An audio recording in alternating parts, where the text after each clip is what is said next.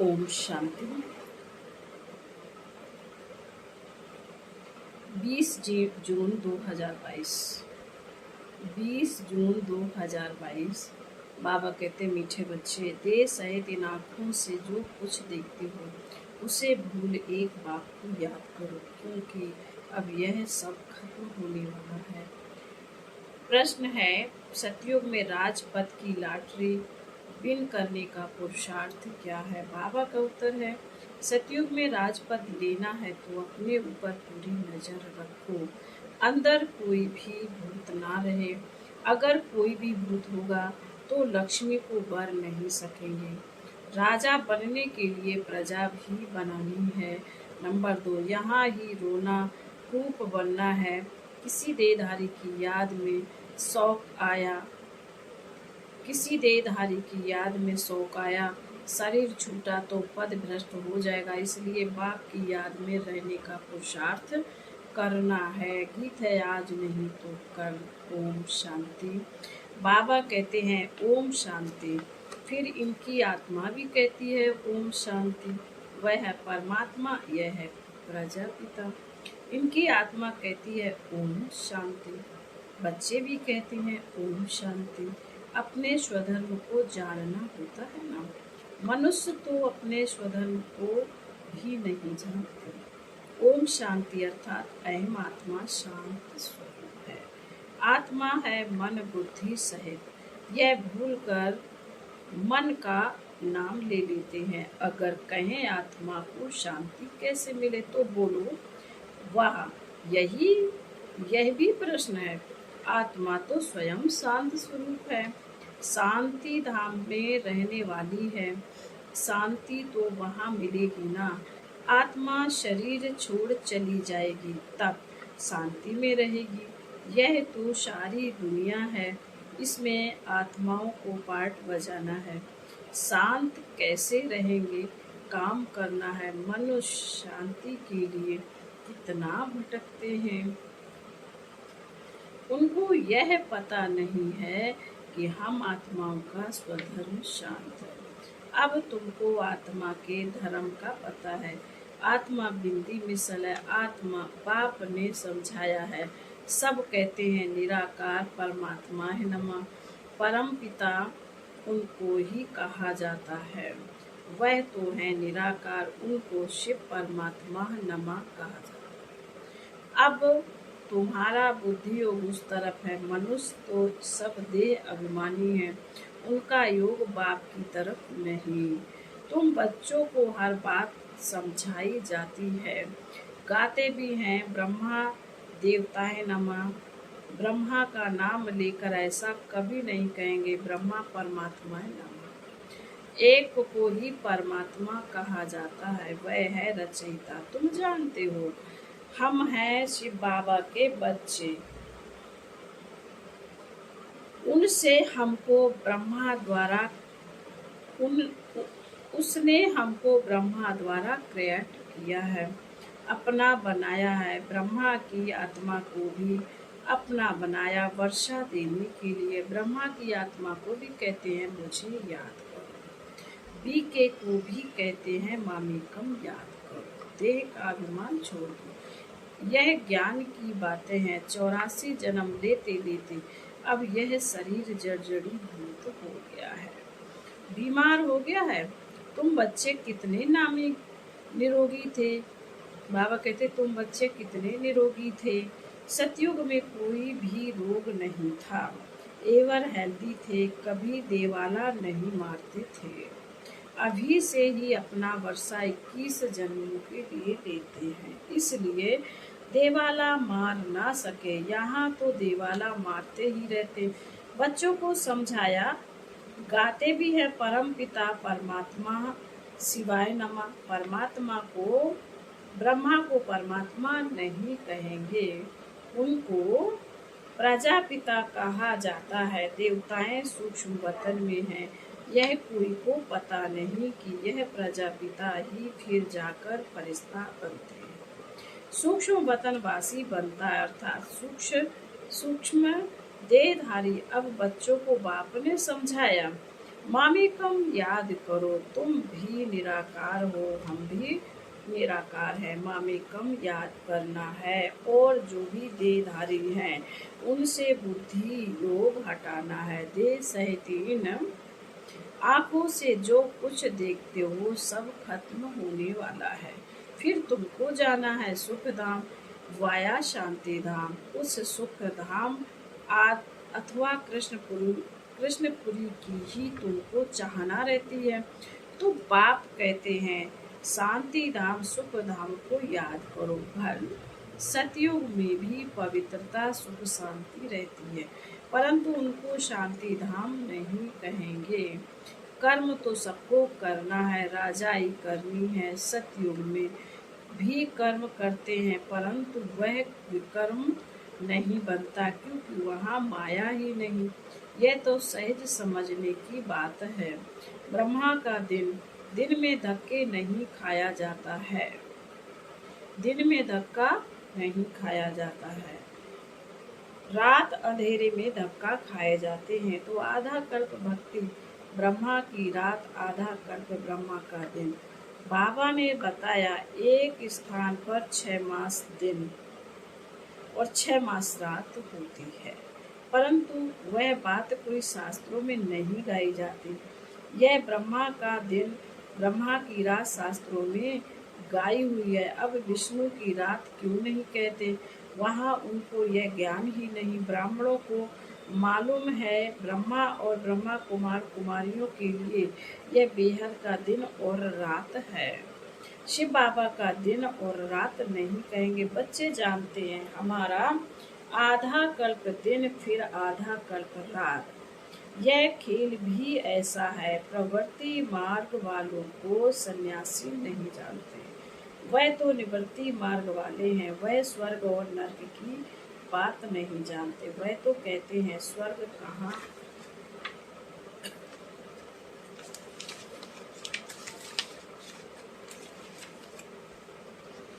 वह तो कहते हैं स्वर्ग कहाँ से आया, क्योंकि शास्त्रों में सतयुग को भी नरक बना दिया है। अब बाप बहुत मीठी मीठी बातें सुनाते कहते हैं बच्चे, मैं निराकार ज्ञान का सागर हूँ। मेरा पार्ट ज्ञान देने का इस समय इमर्ज होता है। बाप अपना परिचय देते हैं। भक्ति मार्ग में मेरा ज्ञान इमर्ज नहीं होता।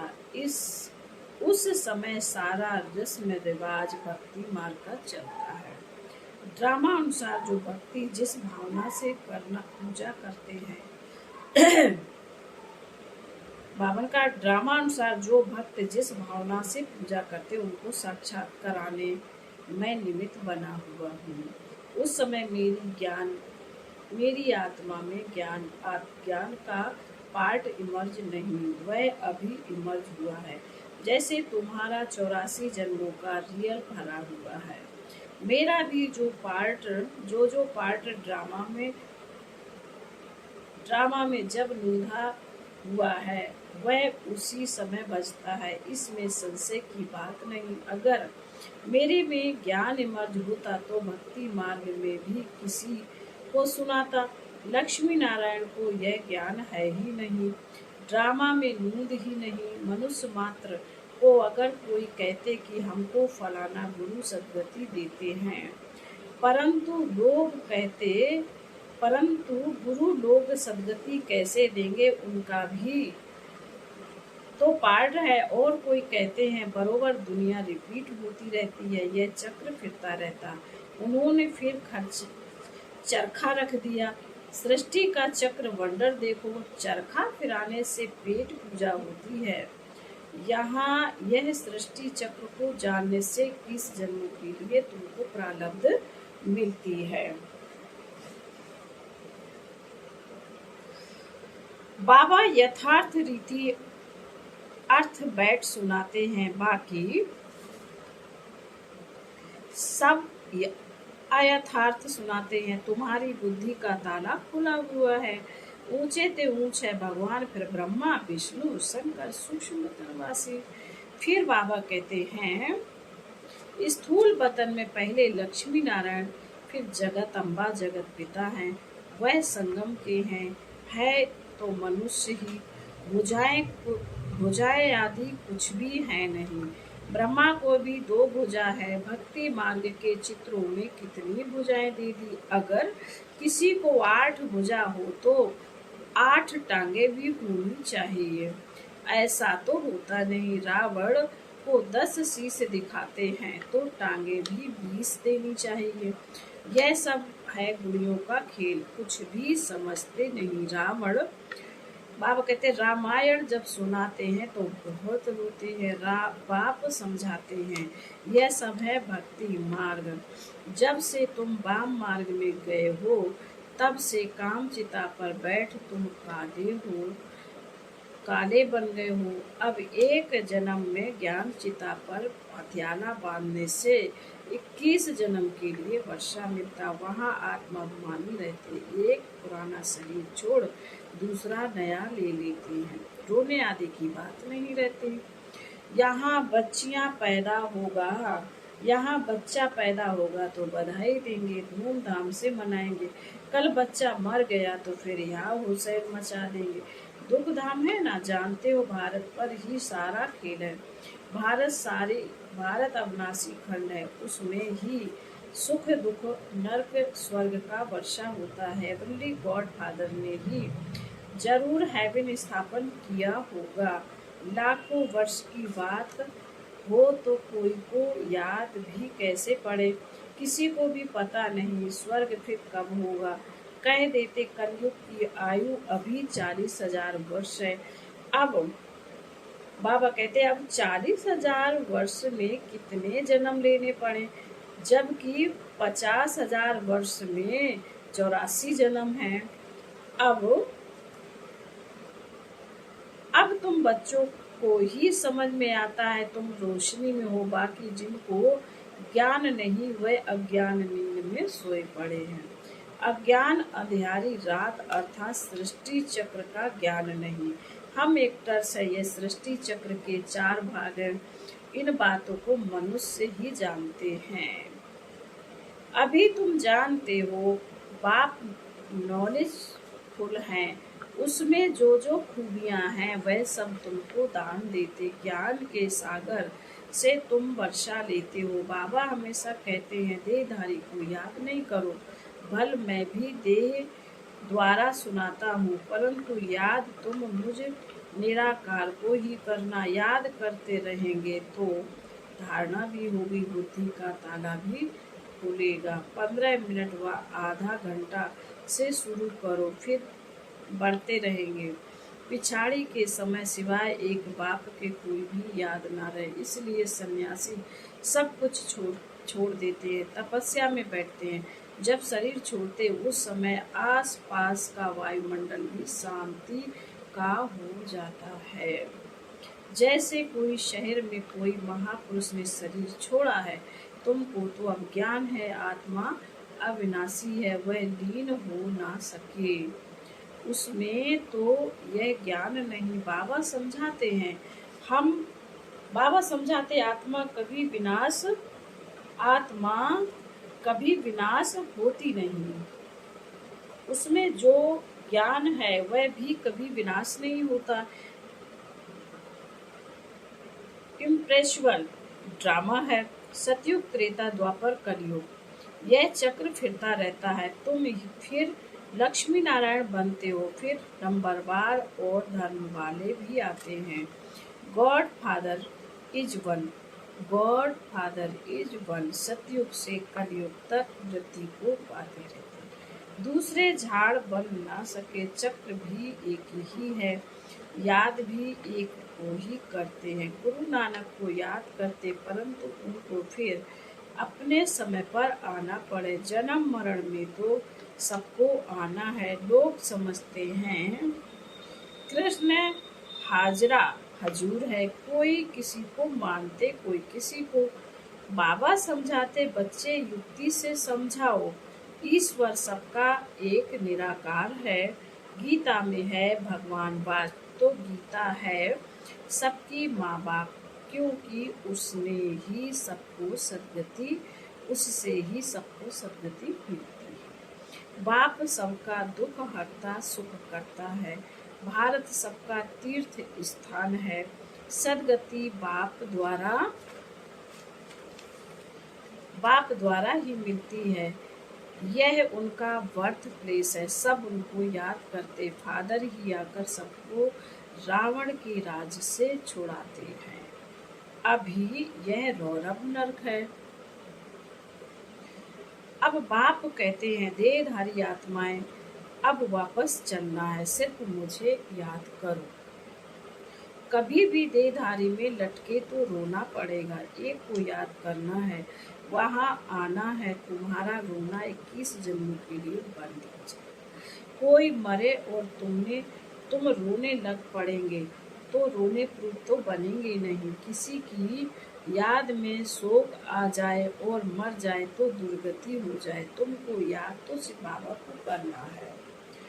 हार्ट फेल भी हो जाते हैं, तुमको तो उठते बैठते एक बाप को याद करना है।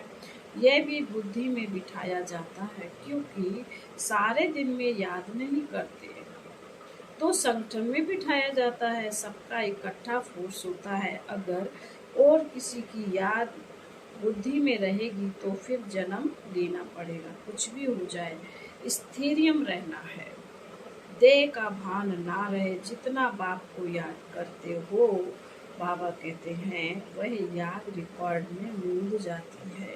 तुमको खुशी भी बहुत होगी। हम जल्दी चले जाएंगे। जब तख्त पर बैठेंगे, बाप हमेशा कहते हैं, बच्चे तुम्हें कभी रोना नहीं है। रोती तो विधवाएं हैं। तुमको सर्व संपन्न यहाँ ही बनना है, जो फिर अविनाशी हो जाता है। मेहनत चाहिए। बाबा कहते हैं, अपने पर नजर रखनी। कोई भी भूत होगा तो ऊंच पद पा नहीं सकेंगे। नारद भक्त था, लक्ष्मी को वरना चाहता था, परंतु सकल देखी तो बंदर मिशर। परंतु पुरुषार्थ कर रहे हो लक्ष्मी को वरने के लिए। इसमें 5 भूत होंगे, वह कैसे वर सकेंगे। बावन का जिसमें 5 भूत होंगे वो कैसे वर सकेंगे। बहुत मेहनत चाहिए। बड़ी जबरदस्त लॉटरी विन करते हो। हम राजा जरूर बनेंगे तो प्रजा भी होगी। हजारों लाखों वृद्धि होती रहेगी। पहले पहले कोई भी आते हैं तो उनको बाप का परिचय दो। पतित पावन परम पिता परमात्मा से तुम्हारा क्या संबंध है। जरूर कहना पड़ेगा, वह पिता है। अच्छा लिखो। एक ही पतित पावन सर्व को पावन बनाने वाला। लिखवा लेने से फिर कोई बहस नहीं करेंगे। बोलो, तुम यहाँ सुनने आए हो या सुनाने। सर्व का सदगति दाता तो एक ही निराकार है। वह कब आकर साकार में नहीं आता। फिर बाबा कहते, अच्छा फिर प्रजापिता से क्या संबंध है। वह है साकारी, वह है निराकारी। बाबा, हम एक बाप को याद करते हैं, हमारा एम ऑब्जेक्ट है। इनसे हम राजाई पाएंगे। अच्छा फिर बाबा बोले, मीठे मीठे शिकवे दे बच्चों प्रति माता पिता बाप दादा का याद प्यार और गुड मॉर्निंग। रूहानी बाप की रूहानी बच्चों को नमस्ते। हम रूहानी बच्चों की रूहानी माता पिता बाप दादा को याद प्यार गुड मॉर्निंग और नमस्ते। फिर बाबा ने धारणा के लिए मुख्तार कहा है, किसी भी देहधारी में अपनी बुद्धि नहीं लटकानी है। याद का रिकॉर्ड ठीक रखना है, कभी भी रोना नहीं। ओम शांति स्वधर्म में स्थित रहना है। शांति के लिए भटकना नहीं, सबको इस भटकने से छुड़ाना। शांति धाम और सुख धाम को याद करना है। वरदान है, निर्माणता द्वारा नव निर्माण करने वाले निराशा और अभिमान से मुक्त भव। कभी भी पुरुषार्थ में निराशा नहीं बनो, निराश नहीं बनो। करना ही है, होना ही है। विजय माला फिर मेरा ही यादगार है। इस स्मृति से विजयी बनो। एक सेकंड व मिनट के लिए भी निराशा को अपने अंदर स्थान ना दो। अभिमान और निराशा ये दोनों महाबलवान बनने नहीं देते। अभिमान वालों को अपमान की फीलिंग बहुत आती है। इसलिए इन दोनों बातों से मुक्ति बन निर्माण बनो तो नव निर्माण का कार्य करते रहेंगे। स्लोगन है, विश्व विश्व सेवा के तख्त नसीन बनो, विश्व सेवा के तख्त नसीन बनो तो राज्य तख्त नसीन बन जाएंगे। ओम शांति।